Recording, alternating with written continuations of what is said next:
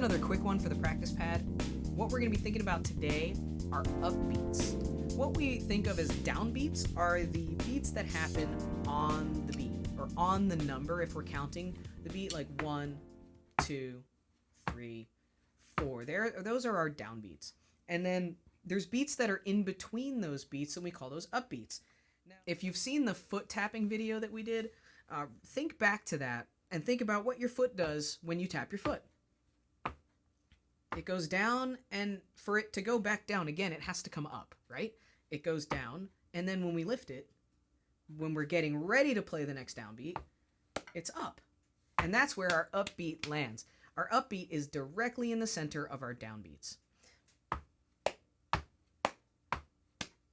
And that's counted 1 and 2 and 3 and 4 and. Great. So, hopefully that helps you think about where the downbeats and the upbeats are, but let's practice playing them. You can do this on one hand, on both hands, whatever you feel most comfortable doing. The most important part is that we're feeling the upbeats, okay? So don't worry about your sticking.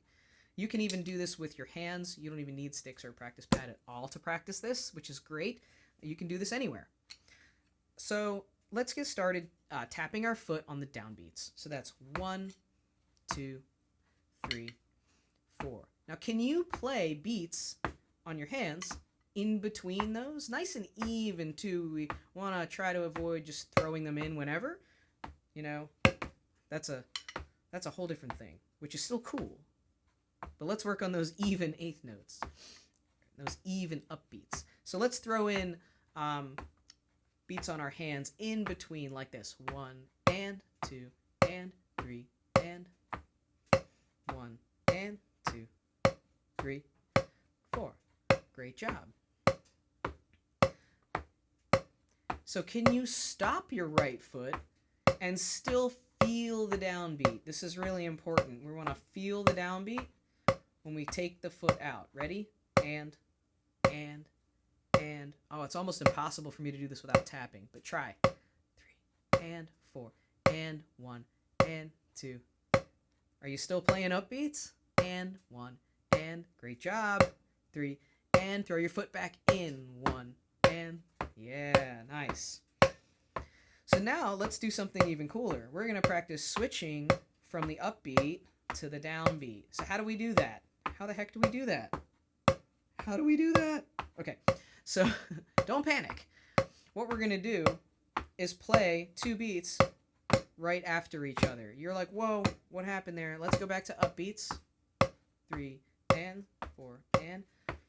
What I'm going to do is throw another hit down right on where my foot's playing. 3 and 4 and 1. And now we're on the downbeat, right? If you were doing that with the same hand, that's fine.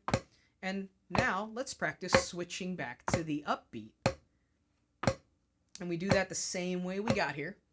We're going to play a hit right after our downbeat. And back to the downbeat. Here we go. 1, 2, 3, 4. So now let's practice putting that in time. And this will be the final piece of our upbeat downbeat practice today. So we're going to put it in time and play upbeat for a whole measure and then switch to downbeat for a whole measure and then back to the upbeat for a whole measure in 4 the whole time. And see if you can challenge yourself to tap your foot the whole time too. If you can't, no worries. Just keep your sticks moving and try to play them when I do. Okay? Here we go. We're going to start on the downbeat. Ready? 3, 4, and 1, 2, 3, 4, and 1, and 2, and 3, and 4, and 1, 2, 3, 4, and 1, and 2, and 3, and 4. 2 times. 1, 2, 3. 2 times.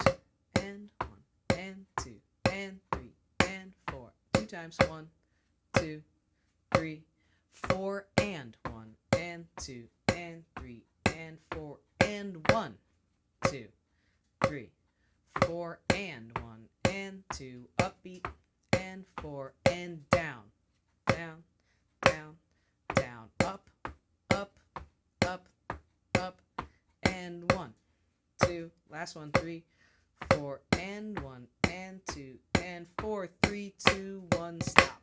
All right, nice job. You put in the time today.